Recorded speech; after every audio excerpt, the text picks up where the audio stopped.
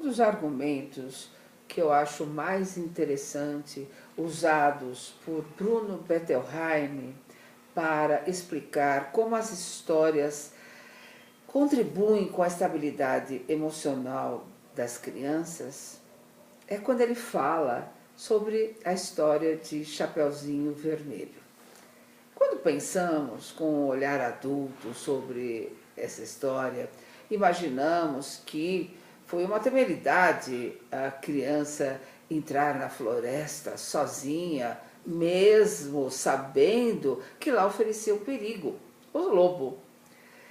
E quando contamos essa história, muitas vezes as crianças ficam encantadas, ficam alegres ao entrar na floresta. E quando percebem que o lobo está lá, é aí que vem a sua maior exaltação. Por que seria? Qual é a explicação? A explicação é muito simples. As crianças sentem o medo. Sentem que os adultos têm medo, elas mesmas têm medo, porém é um sentimento incômodo.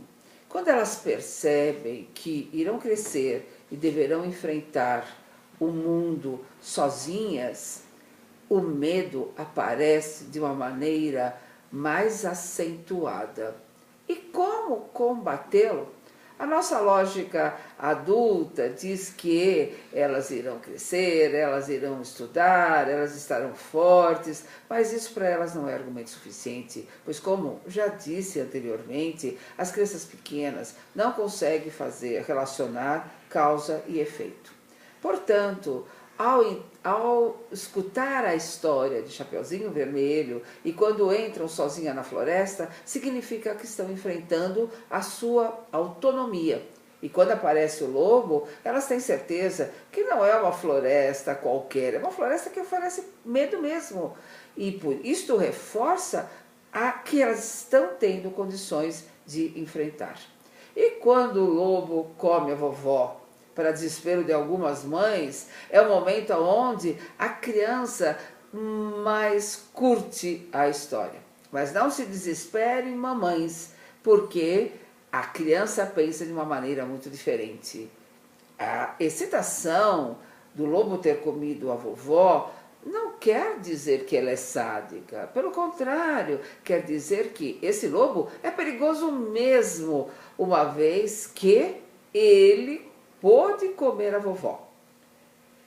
Em seguida, ao aparecer o caçador e, de uma forma muito rápida e ingênua, recupera a vovó, isso mostra à criança que há soluções, que agora o medo existe, o medo é um lobo, ela foi capaz de conviver neste meio e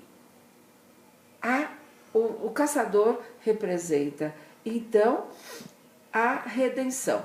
Desta maneira, ela se sente muito metaforicamente com mais coragem para enfrentar este futuro autônomo que lá espera.